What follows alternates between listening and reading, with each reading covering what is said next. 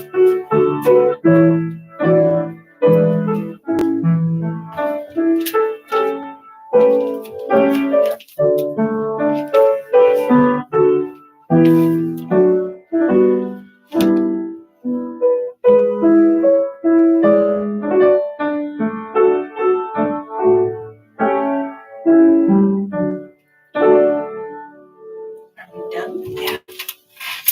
you, Donna, for that lovely intro. Today is Tuesday, April 21st.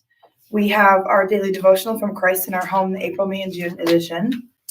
Our author of these devotionals is named Christine Hallenbeck-Ask. She's an associate pastor at Spirit of Joy Lutheran Church in Sioux Falls, South Dakota, where she exhausts homiletical metaphors about baking and hiking. She hikes with her spouse, Jonathan, also an ELCA pastor, and their border collie, Beckman, who is decidedly not a pastor. Today's devotional comes from the verses in Jonah 1 through 17. Whoop, I've already got this queued up here. So let's find out what Jonah 1 through 17 says. This passage is entitled, Jonah Flees from the Lord. The word of the Lord came to Jonah, son of Amittai. I don't know if I said that correctly. Go to the great city of, oh my goodness, I have all the hard words today. Nineveh. Okay, thank you. And preach against it, because its wickedness has come up before me. But Jonah ran away from the Lord and headed for Tarshish. He went down to Joppa, where he found a ship bound for that port. After paying the fare, he went aboard and said, sailed for Tarshish to flee from the Lord. My goodness, I'm very sorry about the confusion in that. Then the Lord sent a great wind on the sea, and such a violent storm arose that the ship threatened to break up. All the sailors were afraid, and they each cried out to his own God. And they threw the cargo into the sea to lighten the ship. But Jonah had gone below deck, where he lay down and fell into a deep sleep. The captain went to him and said, "How can you sleep? Get up and call on your God. Maybe he will take notice of us, and we will not perish."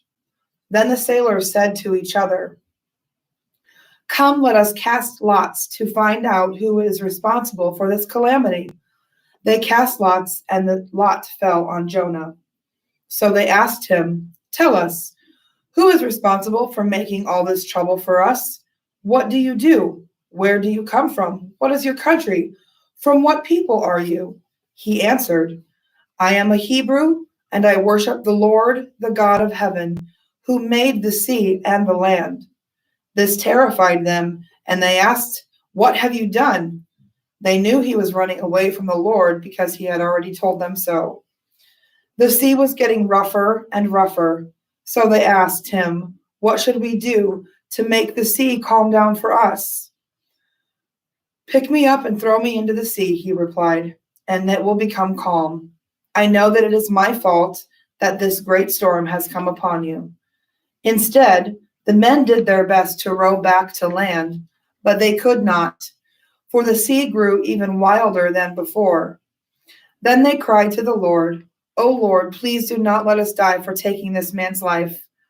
Do not hold us accountable for killing an innocent man for you. O Lord, you have done as you pleased." Then they took Jonah and threw him overboard, and the raging sea grew calm.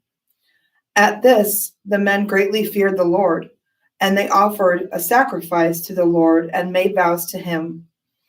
But the Lord provided a great fish to swallow Jonah, and Jonah was inside the fish 3 days and 3 nights.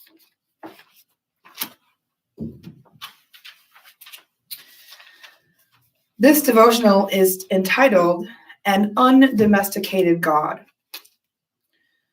I often place my faith in a pretty small God. I imagine this God to be like an invisible pet bird sitting on my shoulder, gently prodding me onward when I need a push, offering rehearsed words of comfort when I need them.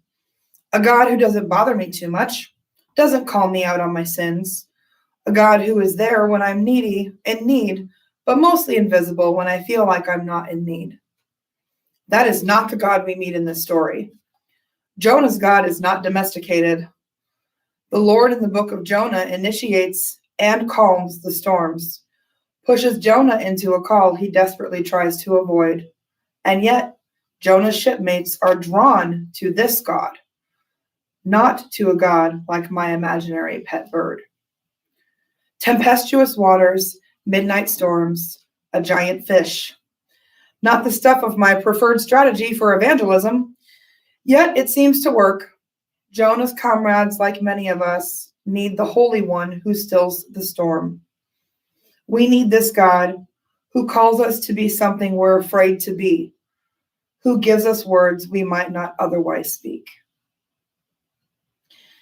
If you would like some additional readings on today's devotional, you can check out Psalm 114, verse 1, and Corinthians 15, 19 through 28. Our prayer concern are those facing difficult conversations. Excuse me. We'll end today in a prayer. God, above all storms, move me today towards places and people I often avoid. In Jesus' name, amen.